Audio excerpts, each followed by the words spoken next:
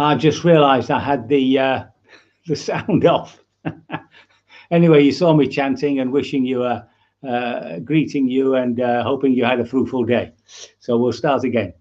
We're back on the old Taints. And just as a reminder, we've got the Taints. These are the washes, remember, the underlying washes of our mental states, and they manifest through defilements, etc. Some should be abandoned by seeing. So that was when we were discussing this whole business of not self. Should be abandoned by restraining, abandoned by using. That was, things like food and stuff like that. Abandoned by enduring. Yes, there are certain things that all we can do is bear with them until they pass. And then we avoid them.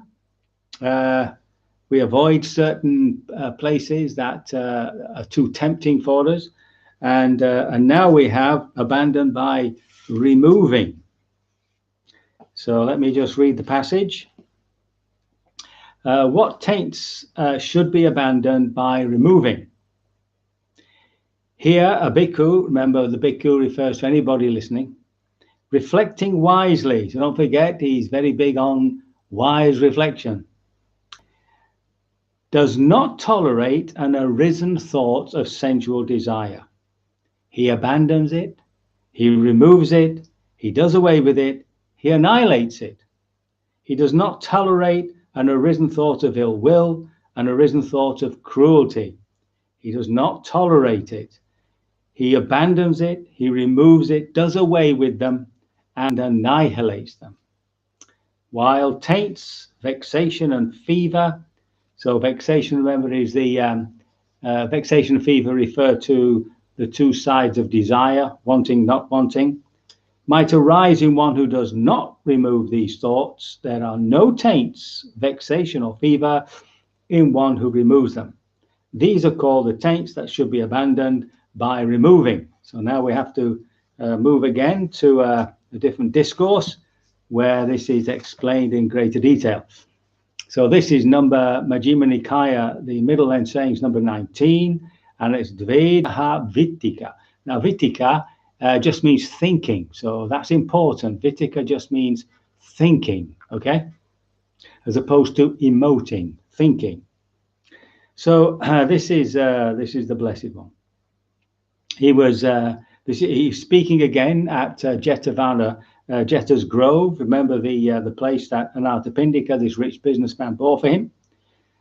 And he says, Venerable bhikkhus, Venerable Sir, they replied, the Blessed One said, before my enlightenment, while I was still only an unenlightened bodhisattva, it occurred to me, supposing I divide my thoughts into two classes, then I set on one side thoughts of sensual desire, thoughts of ill will, and thoughts of cruelty.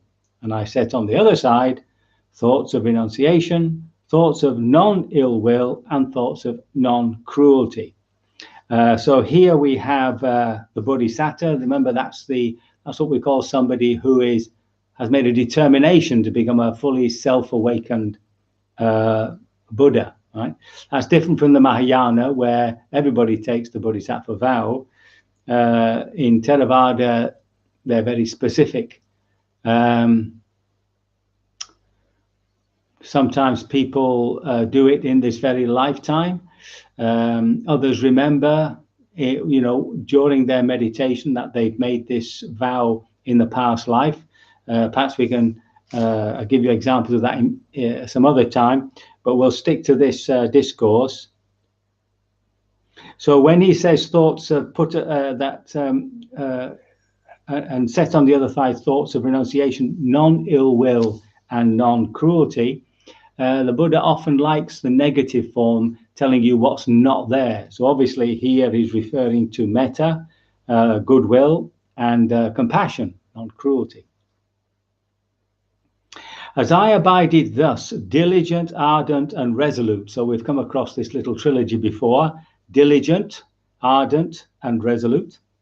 A thought of sensual desire arose in me, and I understood thus: this thought of sensual desire has arisen in me. This leads to my own affliction, to others' affliction, and to the affliction of both. It obstructs wisdom, causes difficulties, and leads away from Nibbana. This leads to my own affliction. When he thought this leads to my own affliction, it subsided in me. In other words, as soon as I recognized the thought was doing me harm, the desire to indulge it began to fall away, subsided. When I considered that it leads to other people's affliction, then also that desire subsided in me.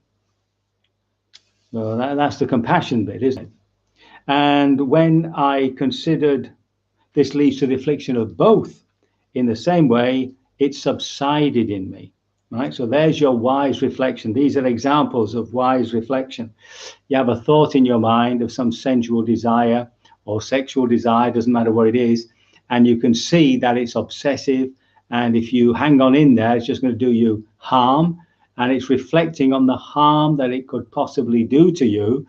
That makes you want to let go of it. So then it'll subside. You're bringing up the opposite.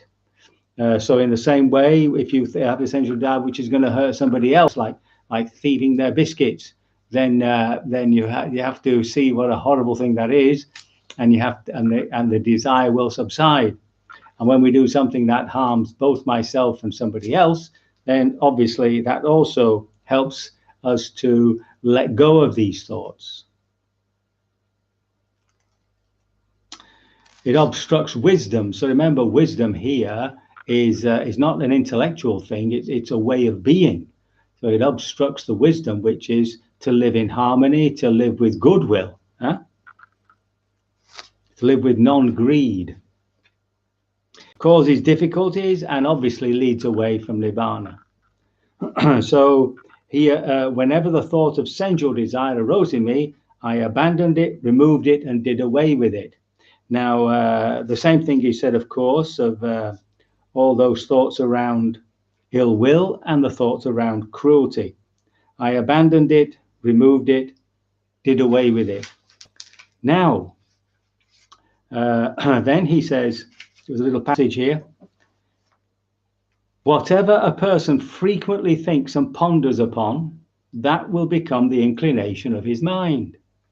If he frequently thinks or ponders upon thoughts of sensual desire, he has abandoned the thought of renunciation to cultivate the thought of sensual desire. And then his mind inclines to thoughts of sensual desire.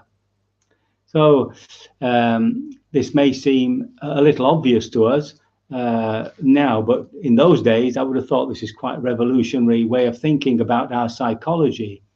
So we know that when we keep thinking about the same thing, it becomes obsessive. It becomes a place where the mind seeks pleasure, seeks happiness. And then, of course, it is then expressed in the way we speak and what we do. And in so doing, of course, you're renouncing the path of renunciation. Now, always remember, when we talk about the path of renunciation, it's not the same as self-mortification. We're not blaming the body for its appetite. What we're trying to let go of is our obsessiveness around food, obsessiveness around sex, and so on and so forth. And that obsessiveness is what we're renouncing. We're not indulging it. How do we indulge these things? Through our thinking, through imagination. And it excites the heart, you see. Remember, all these desires begin in the heart base. And that's what we have to recognize here. What the Buddha's pushing away, abandoning, annihilating is thoughts, right? He's not suggesting here that you should also try to annihilate a feeling, your emotional, your heart state. Far from it. We know from the discourse on how to establish right mindfulness that he wants us to actually go in there, to feel those feelings, feel feelings in feelings,